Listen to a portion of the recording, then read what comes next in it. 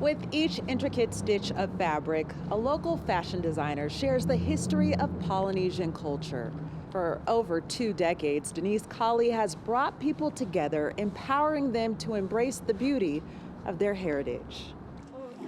Good evening, everyone. On behalf of our organization, Pacific Island Knowledge to Action Resources, and our Utah Pacific Island Heritage Month Leadership Committee, we want to welcome you to Denise's Polynesian Fashion Show. Okay, who's first? My Lolo, pick up. It's already red in the back. Remember, I had Lolo Homoni Mai. Hey, you guys are on in like 3 minutes. I was born in New Zealand, so I am half Tongan, half Maori. So my mom is a New Zealand native and my dad's Polynesian. At a very young age, I would do Polynesian performances. So when I started dancing, cultural Tongan dancing, my grandmother would always design my costumes and that. And I would never wear anything twice.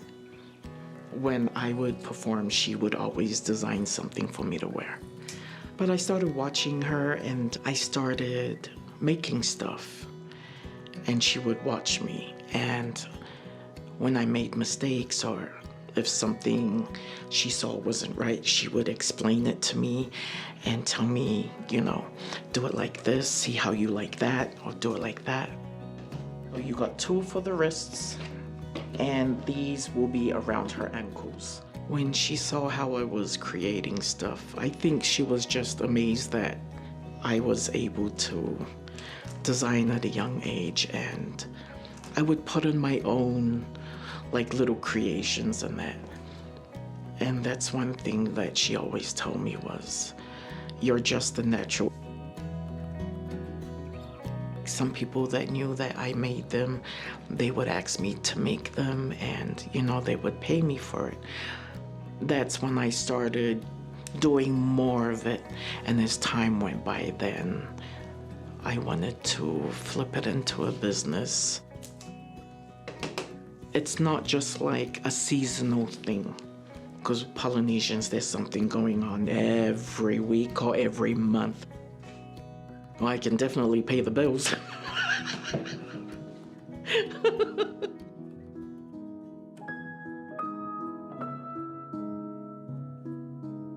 I create and design costumes or gowns for weddings, birthdays, graduations, festivals.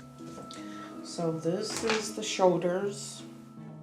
I have so many customers from New Zealand, Australia, the Pacific Islands. To see them wearing my designs, like when they're performing, especially like in Utah. I mean, I don't know how to explain the feeling. It's like you just don't stop smiling. I just sit down or lay down and I just start thinking. I look at the shape of her body. What color would her skin suit? Like, what would stand out?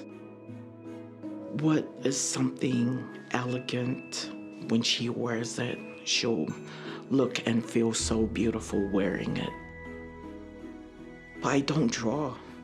I can't even draw. Let's just say I just start visualizing about stuff.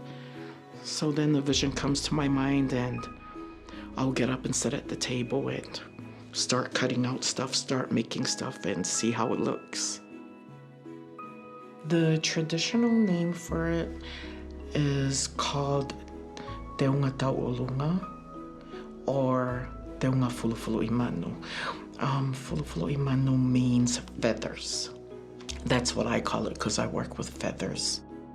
I chose feathers because I never saw anyone working with feathers, especially different colors. I just want my work to be unique, and when it's out there, people wearing them, I'm the only one that can create and design that. with these kind of feathers. It means a lot to be able to dance like traditional Tongan numbers just because we missed that opportunity. Being raised here in America is different than being raised in the homeland, so it's really important to me because, we get to learn that. I'm really proud of Denise. She's somebody who I can look up to and learn from, and she's really into what she really loves to do, which is designing. Some of these things that she's put in the costume, they're hard to find, and that just shows the type of person that she is, that she's willing to go far lengths just for us to look good and to feel good when we're up on there on the stage. How I felt when I was young wearing the designs that my grandma made me. I would want people to feel the same way. Like, you feel comfortable. You feel so beautiful, and wearing a design, like, you just feel like you're the most beautiful person in the world that's about to go on stage and perform.